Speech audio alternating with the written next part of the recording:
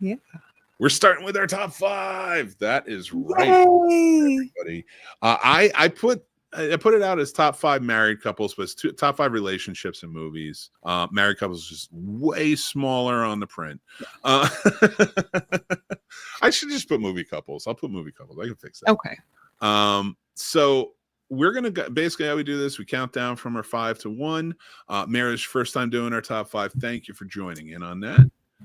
I'm excited, and Me thank too. you for the conversation. Feel free to keep talking if you want, or if you have I anything. will. Yeah, I do want to add something real quick. So there was a period talking about communication. It was going to be really, really fun because for a split second, I thought we had picked different lists. Oh, no. So I do this to Paul all the time, and anybody who's on the show.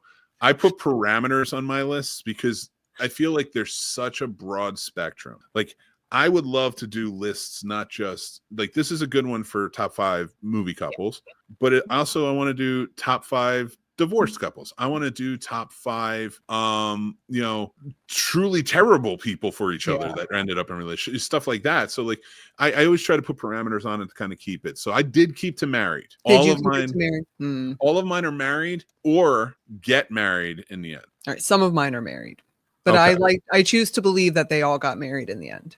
I believe it too. And I can't wait to hear your list because you're good at this. Let's go with our number 5s. You go first because you're the guest. I'm going first. All right. So number 5, drum roll please. I have Joel and Clementine from Eternal Sunshine of the Spotless Mind. Okay. And then the fact that they kind of start over at the end, I dig it.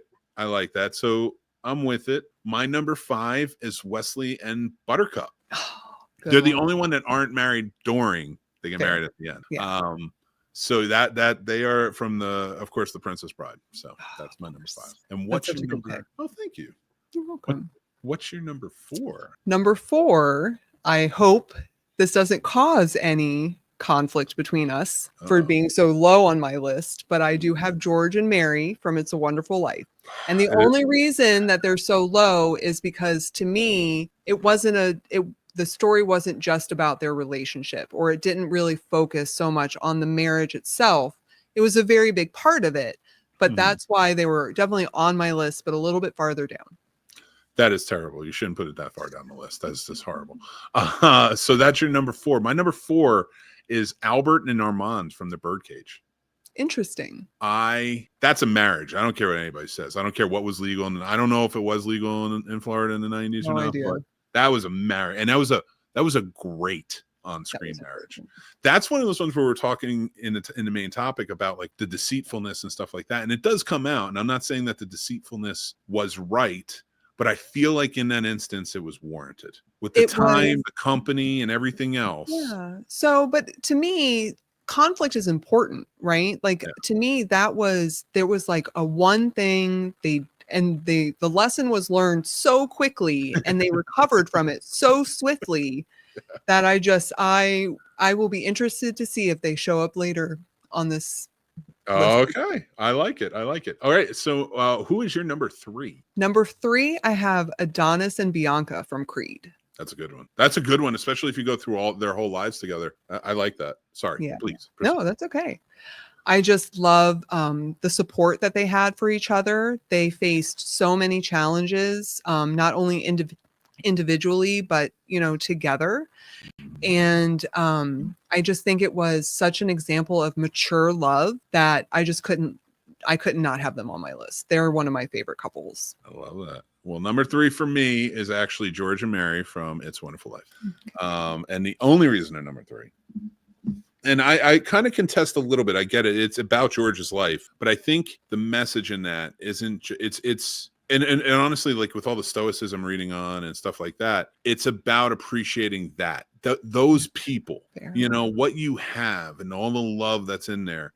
That is 100% what we should be striving for. That's happiness, your virtue and his virtue through that, and how he pulls. So like, and she was by his side, thick and thin. And like, it just really was like both of them, like he, of course it took him a little while to get there because he was always a dreamer, but like, it's always, that is also nice to see in the 40s. Yeah. That this dreamer who was grounded by circumstance has this wife who understands he's a dreamer. Right. And allows for that. She's the one that holds the fort down. And I love that. So, and I love their relationship. Yeah. So, That's a good one. yeah, that's why I have such a high respect for Mary, and Donna Reed just killed it in that movie. Yeah, she really did. So, and so number 2 on our Number list. 2, I have Sally and Harry from When Harry Met Sally. Very nice, very nice. They were married in the movie, They so were. that counts Yep. because it was at the end. So I just wanted to say that's a married. Yeah. I I said some of them were. Yeah. know. I'm trying to give you as many as you can. Yeah. But to go back, I just loved how it was based on friendship. I mean, just completely based on friendship. And it was another really great example of how they sort of grew. I mean, every time we were introduced to them, it was almost like a new character. They changed, and that's so true with life. I mean, you and I are such different people than the people that we were when we met each other. Yeah. But we are actively choosing to stay and to grow together and to see what that looks like for each other and to continue to show up for each other, not only for ourselves and for what the other person can do for us. And one of the big things, like in this journey, like together and all this stuff that I learned, and it goes not just to like the relationship or marriage or anything, it goes to parenthood, goes to being a friend, goes to just being a person in society, is that integral part that you have to, the integrity you need to hold. And now, but also being allowing to say to yourself, I'm okay with who I was. I may not have been perfect, but I'm okay with it. And I'm forgiven. I'm done. Yeah.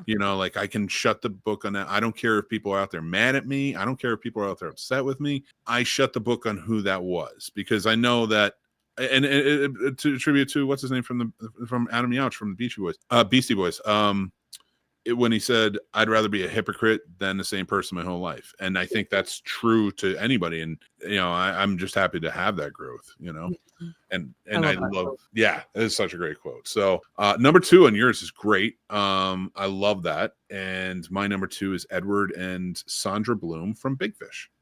Oh, nice. I mean, that's obviously there's one reason it's not number 1 and you'll see.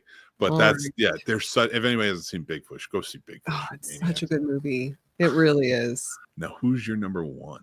Number 1, I said they may show up again, but it's Albert and Armand from The Birdcage.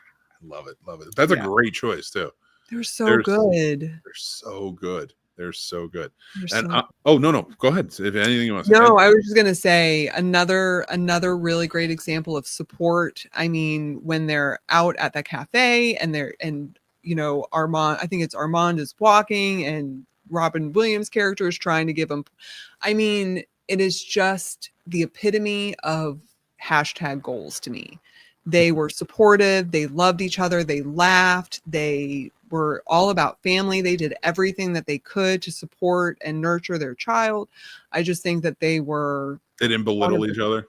They didn't belittle each other. Exactly. I love that too. Even when Armand was feeling it, which you do, and then either we're gonna feel like they're being their best self at the moment, and it's like, but he didn't enter angry. He didn't enter. He was reassuring and loving, and he took his ego out of it and saw this person he loved and decided, I'm going to talk to this person in a positive light. And it is a beautiful way. These relationships we're talking about, they should be studied in a way. And I think it's funny and a testament to what we've learned. I mean, you on your own, me on my own, and together, of how a healthy relationship looks past the rom-com getting together courting phase. Right. So that's why I like this list. I wanted to do more than that, Yeah. Not to speculate, are they together, but what were they like after? Right. So my number 1, which deals a lot in time, is Tim and Mary from About Time. You love that movie. That's probably my favorite romantic movie of all time.